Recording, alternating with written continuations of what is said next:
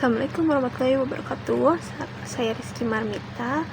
Ini saya akan menyampaikan sebuah teori tentang komunikasi. Psikologi komunikasi itu mempelajari bagaimana pikiran, emosi, dan perilaku manusia mempengaruhi sebuah komunikasi. Fokusnya adalah memahami bagaimana pesan dapat disampaikan secara efektif. Wilbur Schramm adalah seorang ahli komunikasi yang menjelaskan bahwa komunikasi adalah proses dua arah seperti dialog. Dalam teorinya, ia memperkenalkan 3 elemen utama. Yang pertama ada sender, yaitu seorang yang memberikan pesan. Yang kedua ada message, yaitu pesannya sendiri. Lalu yang ketiga ada receiver, yaitu penerima pesan. Nah, proses ini terjadi dalam kerangka pengalaman atau field of experience. Artinya komunikasi yang efektif hanya terjadi jika pengirim dan penerima memiliki pengalaman atau pemahaman yang saling bersinggungan. Contohnya, jika ada 2 orang, misalnya yang satu dari orang Medan, yang satu lagi orang Sunda. Komunikasi orang Medan dan orang Sunda itu sangatlah berbeda. Komunikasi ini bisa gagal karena suatu perbedaan atau kurangnya pemahaman. Lalu berdasarkan teori Schramm, seringnya terjadi hambatan karena ada 2 hal, yaitu perbedaan kerangka pengalaman atau misalnya istilah teknis yang tidak dipahami oleh penerima. Lalu yang kedua ada gangguan, yaitu faktor eksternal seperti suara bising atau faktor internal seperti emosi negatif.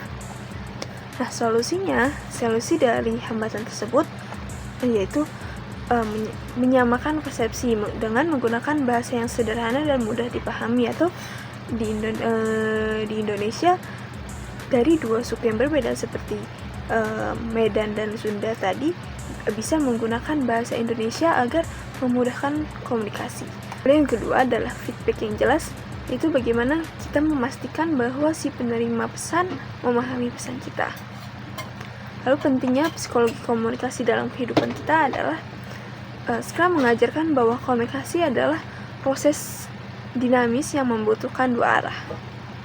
Psikologi komunikasi menerapkan teori Schramm ini untuk meningkatkan kualitas interaksi kita. Yang pertama dalam hubungan interpersonal, agar menghindari salah paham dengan mendengarkan dan memberi tanggapan yang sesuai. Lalu yang kedua dalam dunia kerja, presentasi yang baik yang membutuhkan feedback untuk memastikan agar pesan kita diterima dengan benar. Lalu ada 3 tips berkomunikasi berdasarkan teori Schramm ini. Yang pertama adalah kenali audiens kita, yaitu dengan menyesuaikan bahasa dan cara kita menyampaikan pesan dengan menyesuaikan latar belakang audiens. Lalu yang kedua, jangan abaikan feedback, yaitu respon dari penerima pesan adalah kunci untuk memastikan apakah pesan tersampaikan dengan baik. Lalu yang ketiga, minimalkan gangguan dengan menciptakan lingkungan komunikasi yang nyaman dan bebas dari gangguan. Dengan memahami teori Wilbur Schramm ini, kita tahu bahwa komunikasi adalah proses 2 arah yang membutuhkan penyamaan, pengalaman, dan feedback. Psikologi komunikasi membantu kita mempraktikkan teori ini dalam kehidupan sehari-hari untuk menjadi komunikator yang lebih efektif. Baik, sekian. Terima kasih. Wassalamualaikum warahmatullahi wabarakatuh.